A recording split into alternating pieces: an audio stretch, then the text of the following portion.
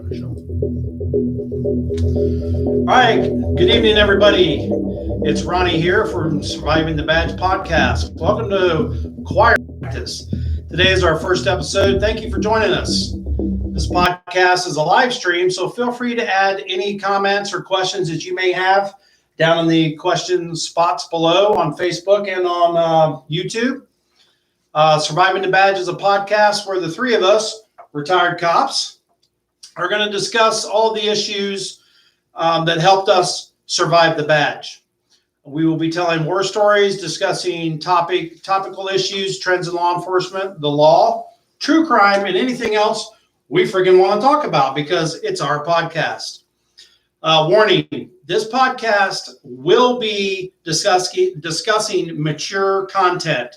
This is not for children. This is not for, little kids.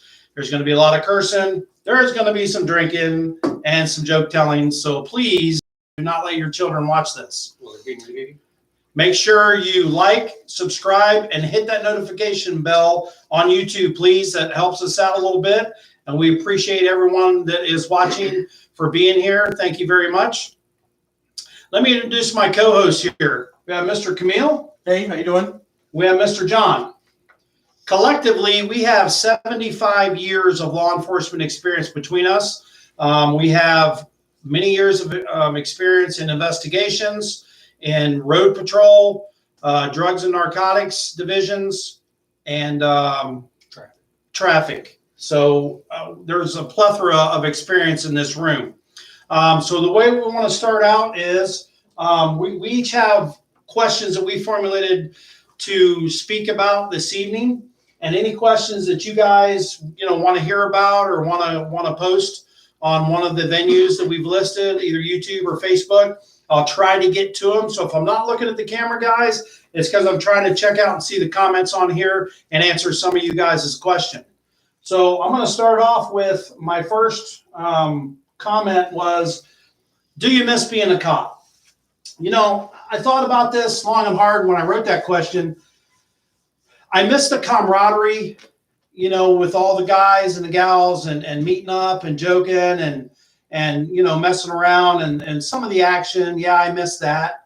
Do I miss dealing with, some of the problems, the political stuff? And no, not at all. I don't miss any of that. And in today's environment, everybody I know, when I got out January of 2020, they're like, oh my God, did you plan that? And I'm like, well, yeah, but I didn't know the pandemic was coming and all the other associated mess that's been going on the last almost 2 years. So I miss facets of being a cop. But So scale from 0 to 100, what percentage do you miss being a cop? 100% being, I would sign back up today. 15, 20%. Really? Yeah. And everything else is just bullshit. Yeah. I probably the same. Really? Yeah. How about you? So, well, when I left, I do now. I would have gone back before. I would now. I miss, I miss patrol. I miss investigations. The weird thing is, you got out earlier than we did. I got out in good time. But when we got out, both of us left in 2020, January 2020. That was right when everything changed dramatically. Oh, yeah, with huge COVID. differences. So you're looking back at it, and it's still the same job. Right. Whereas I actually stayed on as a reserve for a little while, and I was working in schools, and then they asked me not, the schools closed down, so I wasn't doing that. They said, don't come back. I ended up, never going back because of, then all the other riots and all that stuff. And my feeling was I took the uniform off once, I put it back on and, put myself in danger, put my family in danger. And not the danger part, more the liability-ish aspect of it. I mean, even though I was working in a school, that only went up to like third grade, nowadays, an angry parent comes down and all of a sudden, some body camera footage or some cell phone video comes out. And then cops are being charged with crimes and stuff like that. Well, Ronnie and I were talking about this. Hey, I want to give a shout out to Steven, our first sharer on here. He said, what's up? What's up? Thanks for joining. Ronnie and I were talking about this. I forgot who we were talking about. But we were talking about how there's been the issue of what is it? Oh shoot, I'm having a brain fart on liability. Qualified immunity. Oh yeah. And how there's such a misunderstanding of that, and how a lot of cities are trying to remove that from law enforcement. And it's like, you can't remove qualified immunity. Ronnie, why don't you tell us what qualified immunity actually is? Or are you busy? I'm sorry. I'm That's trying okay. to So give my my understanding of Sorry about qualified that. immunity is if I'm doing the job Mhm. and somebody's fighting me and I take him down and we fall and he is injured in the fall, I'm protected because what I was doing, he committed a crime, felony, misdemeanor, whatever it is, and he was fighting resisting arrest, and it was a lawful arrest, and he's injured. The action took place while I was under the law, under cover of the Well, I law. mean, essentially, and qualified immunity does not only apply to law enforcement officers. Right, but what we're No, focusing elected on. official, exactly, but elected officials have qualified immunity as well. Right. Because what it's basically saying is, if you are lawfully doing your job, Right. you can't be held liable for what happens by you doing your job lawfully. Right. So a lot of cities were trying to remove that. I think a lot of it had to do with ignorance of what it actually was. Well, and like New York has actually passed I guess a city ordinance or whatever their city codes, however they qualify that. I don't know if that actually works anyway. I'm not an attorney, but qualified immunity is something that's basically based on constitutional law. Right. So let me speak to this. it's going to have to take a challenge in either the state Supreme Court or the U.S. Supreme And Court. let me talk from the cop side, okay? I can tell you that it's hard enough right now. I was just listening to a broadcast today. It's hard enough right now to find good, qualified people that want to be police officers. And when they start doing stuff like this, taking away qualified immunity and all the stuff that's going on right now, it is going to be virtually impossible to find good quality people that want to be law enforcement officers and stay in this job and make a career out of it. And what you're going to end up with is a bunch of rookies that don't know any better. shit, and they're out here fucking up the works because they don't know shit. Right. And All your quality cops have left. listen, I see supervisors now that absolutely, I know in some of these smaller agencies don't have 5-6 years experience. And they're supervising 2 or 3 people that have 6 months, 3 months, 1 year experience. It's crazy. It's insane. So on this broadcast, they were talking about it. And they were talking about out west in Washington and all, how the crime rate in Atlanta and way out in Washington, they're talking about the crime rate is skyrocketed. Right. And I'm like, well, defund the police. All your police are leaving, retiring, quitting, or they just don't want to go out and do their job because they're scared to death they're going to get sued or freaking arrested, or something else, tried and persecuted.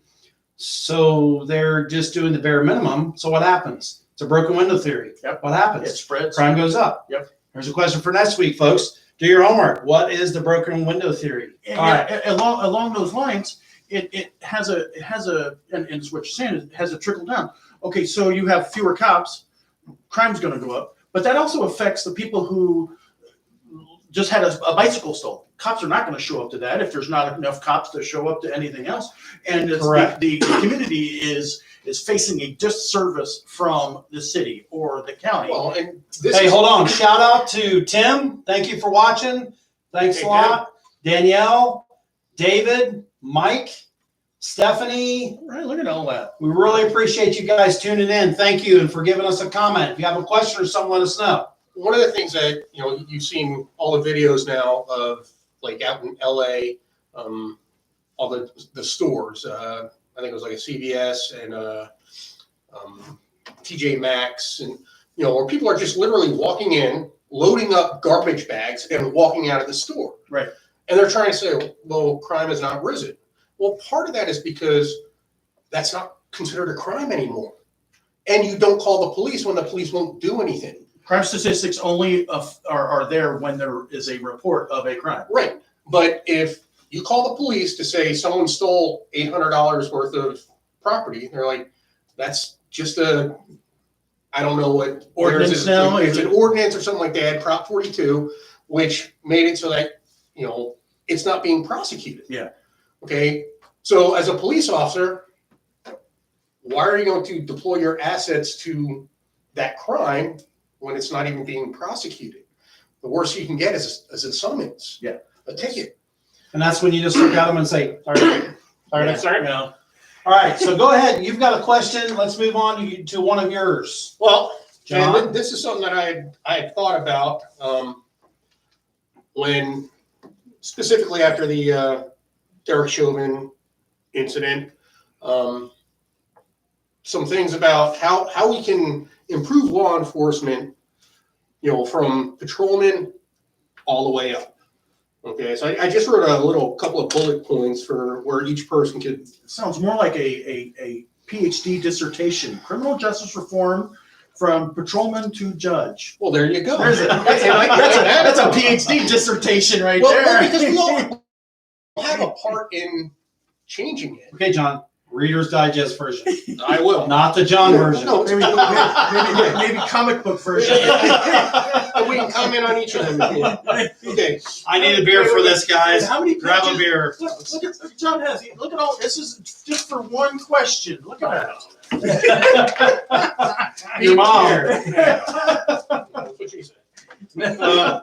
So patrol, you gotta maintain professionalism and you control your scene. Okay, so if you see people acting like knuckleheads, call them out on it. By people, I mean other officers. We have to call our own. Right, we have to call our own people out if they're messing up. Okay. Can I address that? So a lot of people, and maybe other agencies, the agencies I worked in, we had each other's back. Hey, thanks for joining us, Tyler, on YouTube. Appreciate it. Sorry about that. No, we had each other's back to a point, but I mean, me specifically, I had an incident with another officer where he was actually arrested because he was committing crimes, and that's how it should be. We have each other's back, protect each other, on scenes and stuff. But if the officer is screwing up outside the bounds or committing a crime, we need to call them on it. And if they need to go to jail, they need to go to jail. But absolutely. Sherry just joined us also. Thank you, Sherry. Appreciate you jumping in there. If you're seeing someone, like I said, act like a knucklehead, I'm not saying specifically even committing a crime. Right. Okay. Oh no, we got Ryan on here. What's up? I was talking. That's all right. Hey, these people are more important. All right. Then John, yes. Yeah. Me, no. No, I had an officer who was treating a person in custody inappropriately. Nothing against law. I mean, just making wise comments and stuff like that. And I'm like, Not professional. Was that me? Nah, that wasn't me. I was like, you can leave my scene. Right. Hey, Peter's on the line. No, All right. because- Hey, Pete. But there's only so much a patrolman can do, but you do have a role in this. You got to maintain your professionalism and you've got to control your scene. And I can control tell your you, options. it's hard because some of these people you arrest, especially if they're drunk, they become Richard Craniums. Oh, absolutely. Absolutely. What does that stand for, Camille? Just not a nice person. Okay. It Next, stands for dickhead. sergeants. Just saying. All right. Again, this is fair. The Reader's Digest version. Sergeants, get to know your officers and intervene early. Okay. You start noticing a pattern of problems or something, you got to call it in early. Don't just like, well, he's going through some problems and we'll just it'll take care of itself. You've got to intervene. That's true. Very true. I was talking to my students, and I ask you all the time, and you answered the right question because you were a sergeant forever. But we talk about promotions and sergeant positions, and I said, okay, let's put it this way: you're a sergeant, and you've got an officer calls her over radio that he's in pursuit of a vehicle, northbound at 90 miles an hour. Okay, you as the sergeant? What's the first thing you say? And they come up with a bunch of questions because they don't have that experience. Every time I ask Ronnie, he says, "What are your charges?" That's right. You've got to be that. You got to be that higher looking down, not be. Right. You got to be the learn, not the dog. Right. But As a supervisor. Yeah. But you've got to intervene early. You got. Let me go into that from a supervisor's point of view. Okay. You know what used to aggravate the hell out of me? Is What? we would tell them, right? We would say, here's the policy. I taught Pitt, I taught EVOC, all that. We'd go over the policies out there. You go over the policies, in briefing, whatever. And you get out there and you know what the policy is. You cannot chase unless it's a forcible felony. And bigger than shit, you'd have to ask them. Or you'd have to tell them to break it off. And I'm like, if I have to tell you to break it off, and it wasn't because there was some kind of circumstance that happened and you were allowed to pursue and now you're not allowed to pursue, so I had to break it off. But if you're just take off after them for speeding or for whatever, and I have to tell you to break it off, you violated policy. So sometimes we're our worst enemy too. Right, You know what I'm saying? but in We're our that worst case- enemy. Hold on a second. LT, you gotta remember back when you were an officer. I remember you and I in a pursuit, and we both violated policy. But the law wasn't as much as it is now. That it We just came out. and- though. but that's- still had. and we got our butts in trouble But for it that's, too. that's what I'm saying is that's got to be addressed immediately. Like, deal with that. Don't be like, And it was. It's not a big deal. we had a whole, I don't think whole you can say IA wrong. about it and everything. That's why I like Nextels. Oh. Hey, Next pursuits. there's an agency near where we used to work who was famous for Nextel pursuits. Yeah. Nothing went over the radio; it was all over the Nextel, and I used to laugh. And if you're watching tonight, you know who you are. Yeah, you and I. It was. I think I tried a roadblock. We had 4 people in the pursuit, 4 cars in the pursuit. Caravanning. I think I passed a slower because you're not allowed to pass. Mhm. Hey, Kat, Um, thanks for joining us. Good to see you on here. I think Hey. I violated a total of 4, 5 policies, Mhm. but I got in trouble for it. There was an IA, Mhm. and you know what? And I tell my students this all the time. I say, if you lie, it's far worse than anything else. I always said, as a patrolman, the most important thing you do is tell your sergeant the truth. Oh, absolutely. That was one of my big major things. I will do everything I can do to make it as light on you as possible if you tell me the truth. I got a comment here. This is funny. From Pete, of course. Okay, yeah. It says, in Smokey and the Bandit, if Sheriff Buford T. Justice had actually managed to catch the bandit at the truck race at the end of the movie, could he have actually arrested him? How exactly does hot pursuit arrest authority work? We will write that down and we will cover that in the next episode They have to show because that's a very long subject there when it comes to hot And pursuit. Texas and Arkansas's law might be different than Florida's. Right. In But Florida Texas- law, the short of it is, yes, if I am in fresh, they call it fresh pursuit, not hot pursuit. If I'm in fresh pursuit and I've activated my emergency equipment, lights, whatever, going out of my jurisdiction in fresh pursuit, yes, I can chase them until the dogs come home. But we lost sight of him so many times. No, and he reinstituted the pursuit in Smoking the Bandit. That was not correct. Yeah, and the arrest procedure out of state, out of county, it gets a little technical. Right. You can't just throw them in the back of your car and drive home. You Drive back. can again maintain fresh pursuit. Right. But once you get out of your state or wherever you have jurisdiction, like in Florida, it's county line. So you cross over the county. But you could The be neighboring in county has Nassau County, which is Right. right. Isn't Nassau like one of those border counties, or Columbia County, Georgia, Florida? Oh, If you chase somebody into Georgia, so yeah, but Georgia, I believe, would make the formal arrest. Yeah, they have Right. to, just like if we go out of county, that county, you take them to their booking, you give them their paperwork, they make the actual arrest, then you can transport them back. But you have to get. All right, so you're next. Oh, that's sergeants. did Okay, you not see Well, this? we're 20 minutes in, so we need to get rolling. Okay, admin, you got to back the troops and have fair and consistent discipline. Totally agree. Okay, unions, you got to let bad cops out. Let them get fired. Yeah. We fight too hard to keep bad cops on the job just because he's a union member. Hey, Big Sean's on YouTube. Sean! What's up, Big Sean? Hey, how many times do you hear? Unfortunately, one is too many. But you hear, and I think you guys even know about this incident where an officer gets released or asked to because of sexual harassment, and then another agency picks him up. Right. You're like, what are you expecting to happen? And then it happens again at the other agency. Hi, Angela. You know, Right. it's going to happen.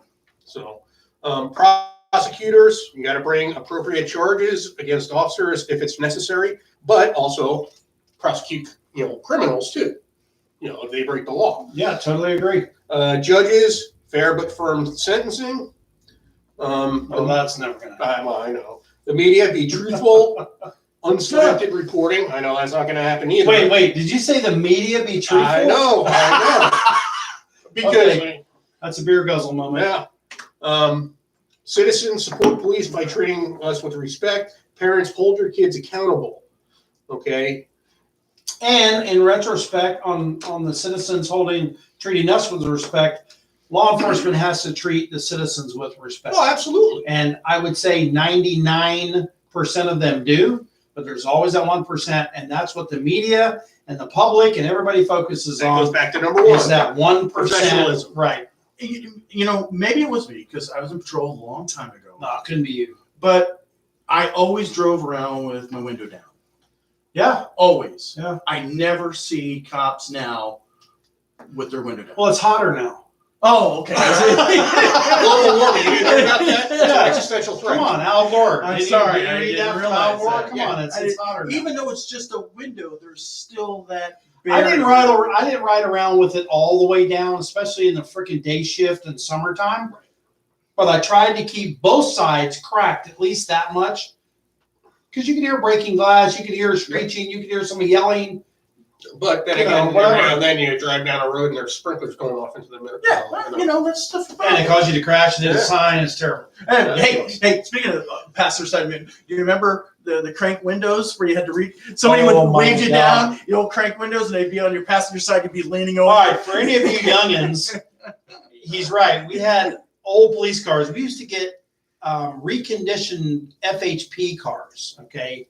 And we'd buy them for our agency and we'd use them. Well, like he said, to roll the passenger side window down, and invariably somebody would always walk up to the passenger side. Mm-hmm. And it took a few years for us complaining about having our right-handers, John didn't have that problem, us right-handers laying on our gun to reach over and undo the window in traffic. Now, I'm not talking about if you're stopped, you're in a parking lot, you just get out. But in traffic, somebody would be like, officer, officer, officer, and you'd have to reach over, lay down, roll the window down.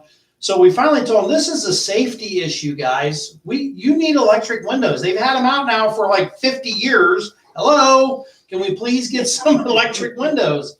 And yes, we had wheel guns. And no, I didn't ride a goddamn horse when I started this job. Yes, you did. Oh, bullshit. But I do remember His first issued weapon was a slingshot. I'm just saying. No, it was that thing that he killed. It's a sling. It's a sling. Yeah, A sling. Yeah. Well, when you and I worked together at the agency, we all we had was a 357. We had no pepper spray, no ASP, no PR-24, no nothing. Remember what the chief always said? All you need is a set of These. Yeah. All you need is a set of these, and you're good to go. Hey, Leslie. Hey, Brandon. Appreciate y'all joining us on Facebook and leaving us a comment. It's awesome. Thank you for being in here. Appreciate it. All right, Camille, are you done now? No, yeah, I'm sorry, I I didn't want to cut you off there. Sorry. Colonel Justin Ford is Somebody has to. Yeah, I know.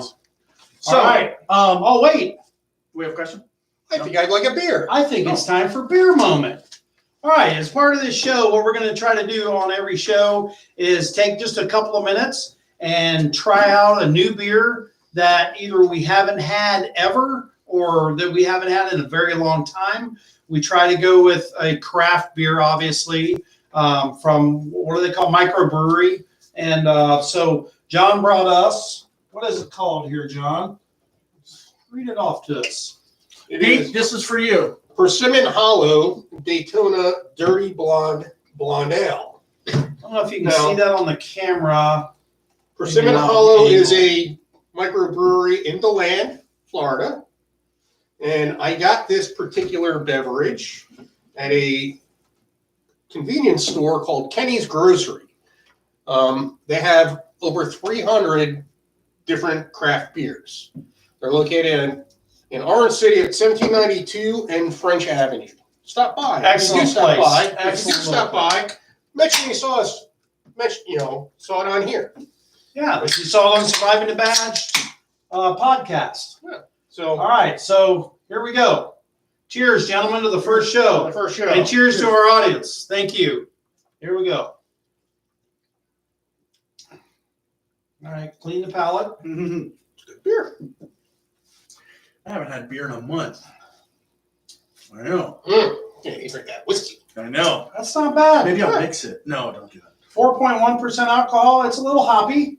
Got a little bit of a hop to But I it. don't think it's an IPA. It's No, it's not. But it's a blonde ale. So no, it's good. All right. So 1 to 10. I give it a 6, 6.5. 6. Yeah. All right. What do you give? I'll probably go with a 6. That's good. I'm gonna say 5.5, 6. Only because I'm not I don't like beers that are on the hoppy side. But I'd actually go strong 6. Yeah, it's very good. It's refreshing. It's good. And if you know of a brewery you want us to try, We're we're gonna gonna get it. to try. God knows I've tried enough of them. Yeah. Well, send Cops, bar, send and us a beer, message. right? Hey, We'll try Marie's on here with us. Hey, Marie. We got who else is on here with us? Miles is here with us. Dustin. Wow, this is fantastic, guys. I think I mentioned Leslie. That's my cousin, by the way. Oh, okay, cool. Yeah. Does she admit to that though? Well, she probably doesn't if she's smart.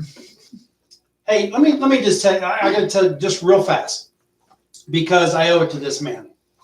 There's a guy on here right now. I'm just going to use his first name, and I hope he's listening right now. His name is Mike, and Mike was one of my very first training officers. And let me tell you something. Thanks a lot, Mike. Mike was about this big. Okay. Okay. 5'6", 5'7", 5'8". I can't remember. I'm 6'3". Right. So he was like here and about this big around. Okay. Probably 150, 60. Well, maybe not even that much with a uniform on 160. Let me tell you something. This guy was a freaking pit bull, man. Yeah. This guy wasn't afraid of nothing, nowhere, no how. And he taught me more in the month that I unfortunately got involved in a pretty stinky incident in the agency that we worked at, and he ended up retiring. And but I'm gonna tell you what, man, this guy, I would say 90% of my success to that first month I rode with him. He was unbelievable. So I just want to give you a shout out to you, Mike. Thank you, buddy. All right. Okay. So speaking of experience, we talked about miss being a cop. So what was your favorite part about being a cop? Like, so I know you did patrol and you did. I gotta read this comment. investigations. I'm sorry. Sean says he was moob high on Ronnie. Oh, that's the kind of stuff I love. All right, go ahead. I'm sorry. Go ahead. I know Ronnie did patrol and administration, a little bit of narcotics, and I did investigation. What was your favorite part of everything? Well, ironically, when I went through the academy, I was like, Oh, now I can see the comments on YouTube. I couldn't see them well, before. Sorry. we're trying to do a show. I know. Yeah, Well, but these what- guys are what counts. Were you blocking it? I didn't know how to open it. It's our IT guy. All right, yeah. Our Somebody IT says- guy. That's somebody our said- leader, our fearless leader. Somebody says clearly John has all the brains on the show. Clearly. I told you that. Is I that- said is that I was John's gonna be wife? afraid to second you. So anyway, Oh God, his head just grew 4 sides. I know, right? so Thanks, anyway, Sean. So anyway, I said I didn't want to be a traffic cop. The one thing I didn't want to do, I thought I want to be investigations. That's all I want to do. And after doing the job, in the first couple of years, I'm like, traffic is where it's at. This is where you meet all people. That's where you're doing stuff. Says an investigator. Yeah. I don't know if you caught that grumble. It was a. Oh. You can tell investigators. You mentioned traffic crash. Oh. When a traffic cop works and an investigator works at finding how not to work. Of course. Okay, Because that makes a smarter investigator. So what do you do when you get there to work? You have breakfast, right? Of course. And then you plan where you're going for lunch for Absolutely. about 2 or 3 hours. I'll get to your question in a minute, 100%, Tyler. so- Just a minute, Tyler. I'll get to your Yes. question. All right. Okay. So You've anyway, been there. You know how it is. traffic is where you actually had a lot more interaction with everyone and stuff like that. So I enjoyed that part of it. And I mean, I like patrol. Obviously, we all like responding to hot calls and things like that. That's fun. And doing our job, but also with traffic, you get to apply your knowledge with search and seizure and things like that. And that's what I like to do is apply the knowledge that I have. Okay. LT? The question that was brought up by Tyler, you posted on your social media about the new camera laws. Do you actually foresee this going through? This would create quite the social stink. I'm not quite sure what he means by So he's camera talking law. about, I put on Instagram that I think Texas was trying to impose a law that made it a violation to video law enforcement. Now, the news put it, it's a violation to video law enforcement. When I read the article, it said violation to video law enforcement within 25 feet. And we can talk, I know John's going to talk about video cameras. We could address that. But Well, he but was that's- talking about body cameras. yeah, Oh, yeah. Different. It's, well, Cops are wearing the body I cam. think it still falls within that purview of that area. We can address that. We can Well, I address think that. it will create quite the social stink if they stop that. However, I think the officer's safety is paramount to people whining and pissing and moaning about, oh, I can't even film, this is a free country. I can't walk up to the cops and stick them in their face. I think that I would support a law that said you have to be within 25 feet or give it, some kind of a distance where you're not interfering with their job or anything else. Because to answer your question even further, Tyler, go on Google or anywhere else and just look up some of the weapons that are made out of cell phones, pens, briefcases. What's the other one? A camera, just regular cameras. And they hide 22 Magnum shells in them, and some even bigger. Some of them are like 38 special rounds in some of the larger phones and all. I'm not saying that everybody with a camera is going to shoot a cop. What I'm saying is we never know. I mean, they make guns that look like freaking plastic Mattel toys now. Yeah, but And they actually fire weapons. speaking of that law, which I wasn't familiar with that new Texas law that you're talking about. I don't know if it's going through, but that is the proposal. But- He says who will be the judge for the 25 feet. So, well, and that's what I'm saying. but It's going to that's- be tough. That's where I was going to go with this, because the problem is, okay, it just says, the law says Constitution says you're allowed to videotape police officers doing their job. and I think that No problem with the that. civilians should be able And they to. should, okay? Now, what a lot of times when you see officers confronting citizens about videotaping them and all that stuff, their argument is, you're encroaching on my space and you're a safety hazard. Yep. Okay, so maybe the 25 feet wasn't to make sure they stay far enough away. It was a matter of, now we at least have a bright line where we can say, if you go any closer, they can perceive that as a threat. But it gives Or you, an interference Because- in your lawful duties. I've seen some cell phone cameras. Yeah. Okay, if I'm standing 25 feet away, I can probably get a pretty good shot of what the police officers are. Right. I Okay, hold on, before we move That's another on. comment about my brains. It says, they said you're a friggin' idiot. So who will be the judge of the 25 feet? A good question. It's going to be, are we going to just run a tape measure out there or whatever? I think it's No. going to change to wording as a reasonable distance, just like anything else. Reasonable, And I look at it this way: if the cop tells you, reasonable if suspicion. the cop tells you you need to back up, and he can take 2 steps and touch you, I think you're too damn close. You don't Because need to be what's right the there. reactionary distance? 21 feet. 21 Reactionary- feet, guys. 21 feet is a proven, taught, and trained reactionary gap between a suspect and a police officer. He pulls a knife, he has it in his hand. If he's under 21 feet close to you, he knows he's going to attack, and the officer does not, he's going to get caught, possibly, seriously wounded or whatever. So I think that's probably why But the rest of his thing was, will an officer have to then leave the current scene to then battle a law over being recorded? Well, no. What will happen is he'll continue what he's doing as long as that person isn't getting so close that he's an immediate threat to him, depending on what he's doing. And he will just radio for backup. When the backup gets there, then they will deal with the individual who has, violated that law. It's going to be touchy, Tyler. I do appreciate the input. Because I can imagine, let's say you have a police line, a riot line. There's going to be people right in the officer's face. They're going to be recording. That's not 21 feet. No, And I think the biggest thing about the law is, or should, in my mind, is record cops. Great. But when you start interfering in their lawful performance, that's when we have. And that's a law right now. right. But the problem is it's subjective. It is. Or the officer. But that's what the courts are decision. for. That's what the courts are for. Exactly. But now at least if they can say, well, 25 feet, okay, well, he was within 25 And I think feet. it's going to fall back to the law that we have right here in Florida. Right. Which I was just talking about. Resisting an officer. Everybody goes, you're resisting arrest. No, the law doesn't say, for those of you that don't know the law and are new to this, the law does not say resisting arrest. The law says resisting an officer. And what that law states is that if the officer is in lawful performance of his duty, and by you doing whatever you are doing, you are stopping him from performing his lawful duty,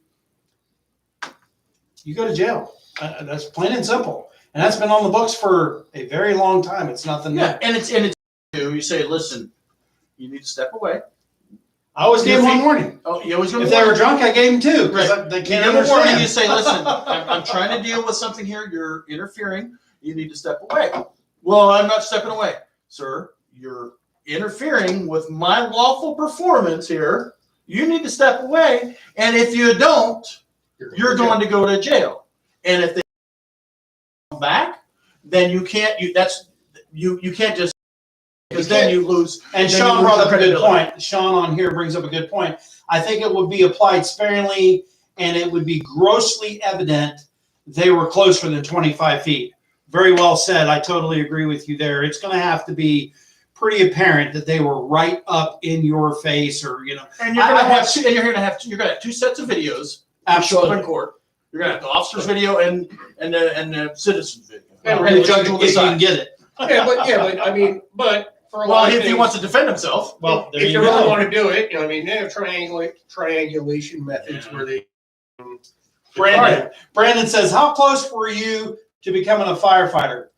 Actually, if I would have scored 4 points less on the exam, I would have had to settle to be a firefighter. So thank God I posted a good score on that test. I actually was a volunteer firefighter. You mean America's second responders? The second responders, I just kidding, Brandon. We love you, brother. We love you. I do know 3 firefighters who were thinking about doing a podcast, and they've staged, waiting to see if our podcast Was works. safe? Yeah, they want to make sure it's safe before they do theirs. I'm just saying.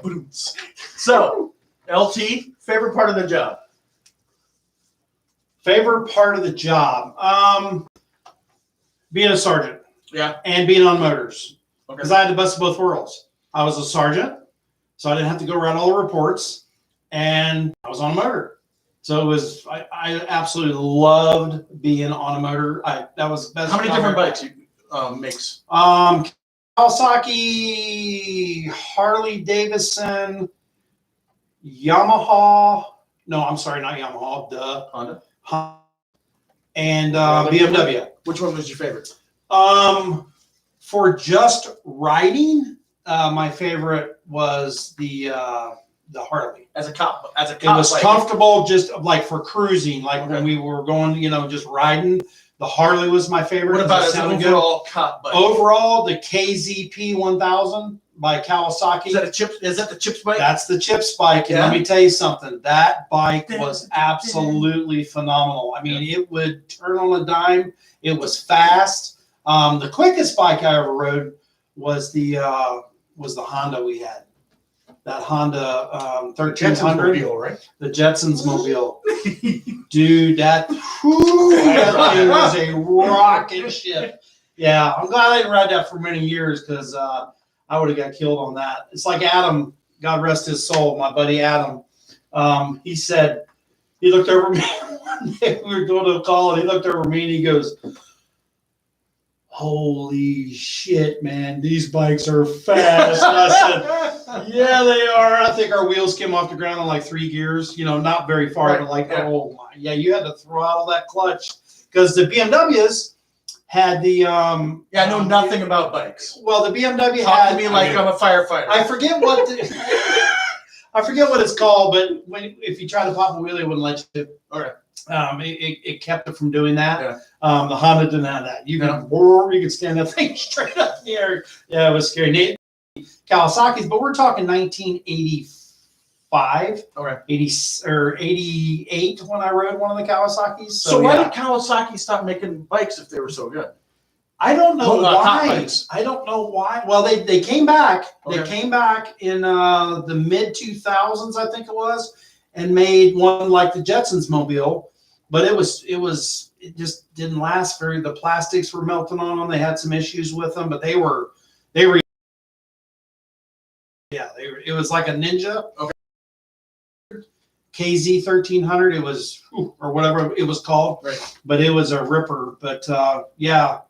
The cruise in this bike though was that Harley. Yeah. Man, it just sounded good. You put two of them going down the road together, and it just sounded good. And then I got in trouble because somebody had donated some louder pipes. So I came home one afternoon and pulled the other end pipes off, put the louder ones on there. And one of the old chiefs, he goes, "Dude, seriously?" I went, "What?" He goes, "Seriously?" Because every time I'd go under a bridge, blah, blah, blah, blah, blah, you just have to, man. You have to. You have to rack the pipes. That's why I never, ever, ever wrote anybody for loud pipes on a motorcycle because I was guilty of it. You can't leave a double standard, No, of course man. But yeah. Anyway, That's why lots of John fun. never wrote anybody for DUI. Oh, Let's see. Hey, thanks for joining us, Michael. I just saw you pop in there. How many donuts could you do in a row without dumping it? Oh, at least 3. At least 3. I could stuff 3 of them suckers in my mouth without dumping it. Thanks, you smart ass. That's great. Good comments on here. We're getting a lot of really good comments. This is great. This is awesome. My favorite was investigations, but I missed patrol because at the end of the day, you were done. Right. Yeah. Turn this way a little bit. No, sorry. Everybody wants to see that pretty face. Nobody man. wants to see that. I have a face. I have a face for radio. Everybody knows it. you do. Yeah, you do. Shave it and walk backwards. Right. As an investigator, you have cases. You come in the next day, you just have you have a file from you. But see, that's why I couldn't stand that. I loved it. The best thing in the world is You working take your cases. work home, you come back because you I still know. got that Yep. shit in your Oh, yeah. mind. I When we loved had it. a THI, I was a stressed out maniac for a month until that thing was over because it's that's why I never went into investigation. I loved it, man. But now drug investigations was different. Yeah. It But was see, different. I knew I could never be a narc because I was such a bad actor. I was in a play in high school, and I think I got booed off stage. I knew that if I ever went into like you a can move narc, off this program if you want. if I ever like, Oh, went into wait. He meant I think he meant like this. You can tell where I went with that one, Michael. Sorry. That's what I thought when I I read it. was thinking this. And I thought he just turned on it. Oh, we got coffee donuts. Hi, Amanda. Hi. It's funny, Michael, because when we went out to did our motor training, all the guys, not just me, all the guys, and there was guys that were way better than me. I mean, way better. They run circles around me, but I could take the Harley and seriously just sit there and do a continuous circle, dragging the footboard on it and just continually drag it. So it became super easy after I went through the school. And Johnny was the one that taught me. I mean, he was a phenomenal teacher. So was the Yes. Harley the best to do that? To drag, yeah. Drag, You had to lay the Honda down so that, I mean, it literally was like this to get the pegs to drag because they were up higher. Okay. And the Harleys were way down low. So, I mean, yeah, it was nothing. So which one was heavier? The Harley, Yeah. by far. Could you lift it? Don't they teach you how to lift that? Yep. You got to put your butt on the seat. You jack the handlebar in. You grab this side of it. Yeah. You push with your butt. You just lift it up and rolled it up, and then you kick the kickstand out and let it down. Yeah, they were heavy. Sorry. Okay, I'm glad we clarified that. Now I want a donut. Thanks. We're cops. Of course we want donuts. John says those aren't circles; those are orbits. I love this. This is great. Oh, bunch of smart asses. Anyway, so as an investigator, I love the job. I love just like solving puzzles and stuff. So much that my wife and my kids have given me an order: never ever guess who did it in TV shows and movies. Oh. Out loud. I can't because they're like, shut up. So I had to, but I did, as an investigator, miss being on patrol because, like I said, at the end of the day, you're done. There's nothing hanging over. Yeah. And I knew lots of patrol That's cops. what's great about patrol. Right. A lot of people kept their entire life in patrol. Give your shout out. Oh, so Kristen, You ready? No, I'm good. I realize it's a regular size can, and Raul drinks the monster cans, Put a little but bit in, no, up this top. is how it comes. But it's a good beer. If you ever come down to Florida, you can try it. Kristen is my niece, by the way. Okay, this was a birthday present. This is a globe, obviously. Sits in a nice little holder. It has, from my son, Steven, it has Jack Daniels. Hold on. Oh, I don't want to Let me get it right. It has Jack Daniels single barrel proof whiskey in it. Here, you're not It's getting a mostly bunch. water. No, good. We're not getting a bunch. Trust me. Just a little This bit is there. the Oh, that's good. this is the good stuff. you. Oh, you just had to dilute the water. Yeah. The water was a little strong. Okay, now spin it so we can get the globe. Oh, gotta get the globe right. Hold on. No, we need because I was Florida. I was looking at the bird. Florida's right there. You are here. Sorry. All right. So anyway, yeah, I like investigations and all that stuff. It was Running tags on your way home and finding out they were. I agree. No. I agree, Tyler. Why would you ever run a tag on your way home? You need a beer and a donut hour. Yes, right. Well, I'll handle the beer hour, and your dad. And Monty can and handle what you were the, saying about loving traffic, I hated crashes. I didn't really the like worst crashes. the worst thing in the I world did is not like working crashes. crash. I had a 6-car crash. Love them. Love 'em. Six The car best crash. was when I was training, Oh God, I hate and it we'd so pull up bad. to a 6-car crash, and they'd be in like phase 2, maybe early phase 3, and and then it's like, handle it.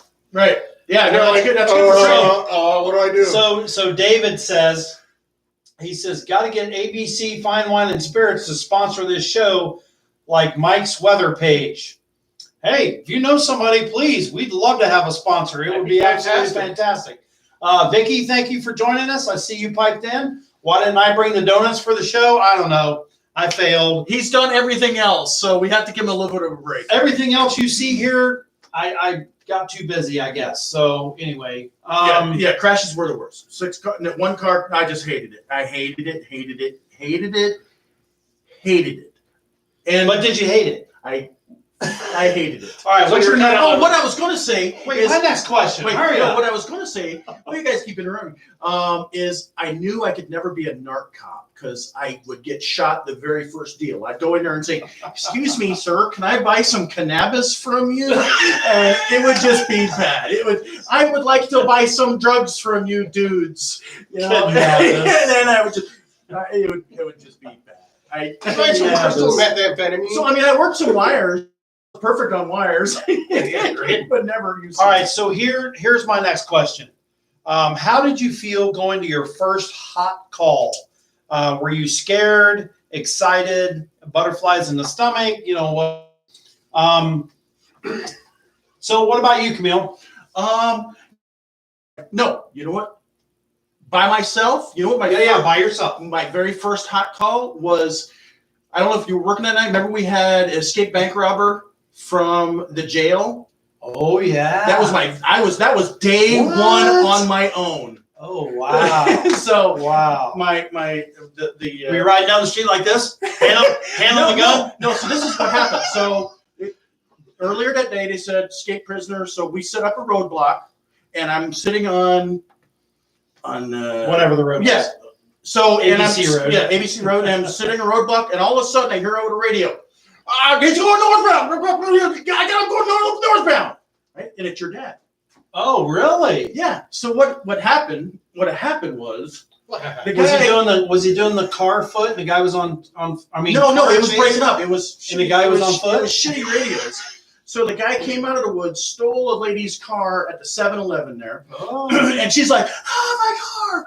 It just so happened your dad is turning that corner right there, And so he's screaming. so he's northbound on where the 7-Eleven is on the west, Yeah. and then he's coming around, and I jump in my car.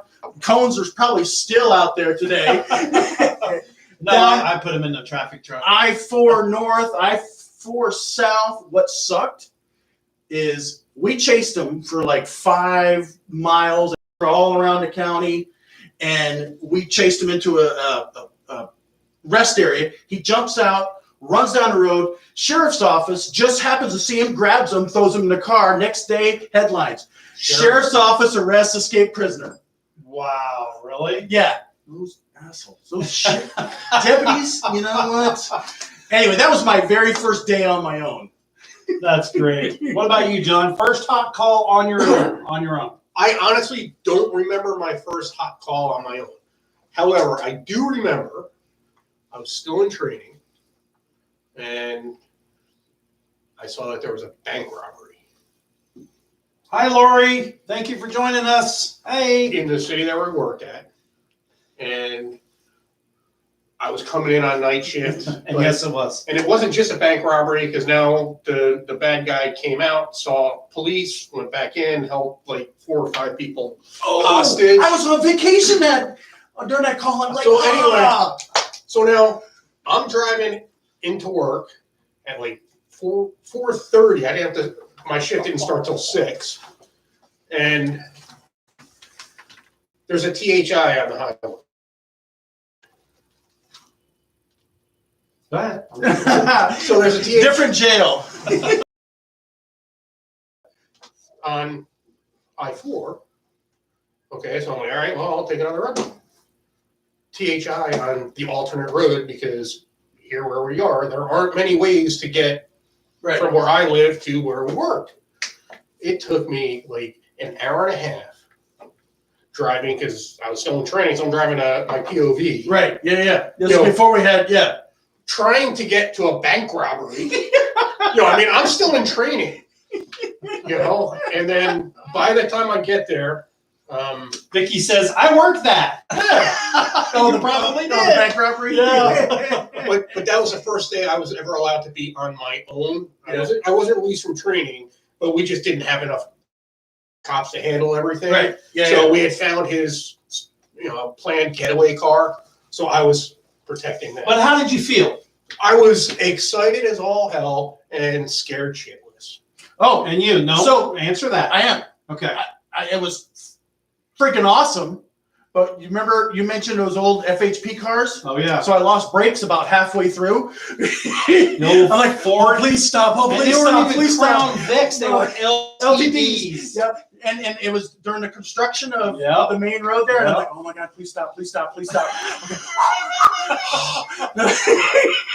I did that one time at an agency that I worked at north of here, and I was in an old Impala, but it was the big full-size Impala. Okay. 350, 4-barrel, dual exhaust. Oh, Yeah. Here at a 4-barrel, 18 miles away. And we're coming down and we're going, and it's a big fight in the projects, and I'm heading down in there, and I'd come all the way from the north end of town. Oh, so you're You smoking. know where the projects are. Yeah. Yeah. So So I guess south end of town. pretty much. So we're coming through these stop signs, and one of the guys in front of me is in a Diplomat, and he was able to stop. I hit the brakes. All I did was pick up the radio and said, "No brakes, go!" And he floored it, and I barely missed because there was a car coming around. I couldn't swerve, It's a bad sign when your brake goes. Yeah. Did he have a Frosty in his car? Not that time. we'll have to talk about Frosty. So one day. about being scared, yes. My first hot call was a family disturbance, and I was scared shitless. I mean, I had butterflies. I thought I was going to freaking throw up. I mean, I was scared to death. And this is what a lot of people don't understand. You know, these cops that are coming out of these rookies, when they're going on their first few calls like this by themselves, unless there's something wrong with them, they're scared. And there's shit going on in their head that, you know, you can't even imagine what goes on in your head. Think about this, folks out there that are not in law enforcement. Think about if someone broke into your house and you heard them in your living room, and you're going to come from your bedroom in the middle of the night out to the living room to confront somebody that's breaking into your house. You can't tell me, you know, you're going to have the tough guys, I just blow his brains out. Yeah. Well, deep down in the pit of your stomach, you'd be scared to death. And let me tell you something. It takes us several years before you get that out of your pit of your stomach where you're not scared anymore. And even depending on the situation, you're still not going to get it. Absolutely. You're still going to have those little butterflies. So, all right. So we're running a little bit short on time here, guys. We've been on almost an hour now already. Somebody mentioned, hey, Curtis, how you doing? Sergeant Frosty. Yeah. Imagine that. So can I set this up? Because I was there. Hold on. I want to, somebody wanted me to say something about Pick. God rest his soul. Oh, yeah. Okay. Give me your favorite. This is for you, David. Give me your favorite Pick line on the radio. Don't use the agency. I know. Gonna be here a while. That's the only thing I can think of. I'm going 1050 on a hunk of junk. That's what it me. We'll have more Pick stories as we go along. Would you believe 1050? Yeah, would you? Yeah, would you believe? If he hadn't had one in about 2 hours or so, and it was in the middle of the night, yep. Although my favorite Pick story, or one of my favorite Pick stories, is make it quick. We're almost done. He never. The only time he gave written warnings was on Christmas Day, but he never would give a verbal warning. Oh no! We ended up stopping a car based on a drug agent's probable cause, but that kind of evaporated and all that stuff. So there was like 4 patrol officers who stopped this car. We slowly peeled off until Pick was there all by himself. It's like, okay, Pick, how did you clear the call? You got to say verbal warning. I told him not to do that again.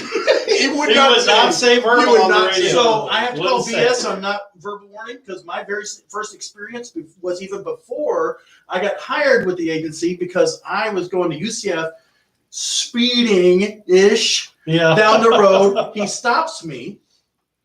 And I said, well, sir, you know, I don't know if this has any weight whatsoever, but I just got a letter that I'm going to be employed by this agency starting next week.